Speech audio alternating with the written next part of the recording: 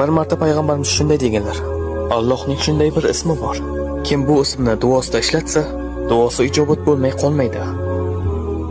Bir kuni Anas roziyallohu anhu shunday dedilar: Men payg'ambarimiz sollallohu alayhi vasallam bilan masjidda o'tirganimizda bir kishi namozni tugatdi va yana ruku qildi.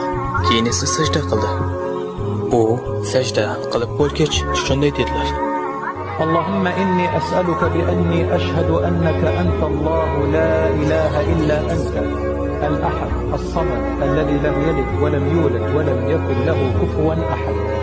Va u Allohdan so'rashni davom etdi.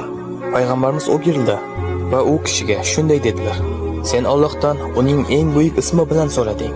Agarda kimdir Allohdan shu ism bilan iltijo qilsa, Alloh unga javob beradi. Agar kimdir shu ism bilan nimadir so'rasa, Alloh beradi. Alloh buni ikki xil yo'l bilan qiladi.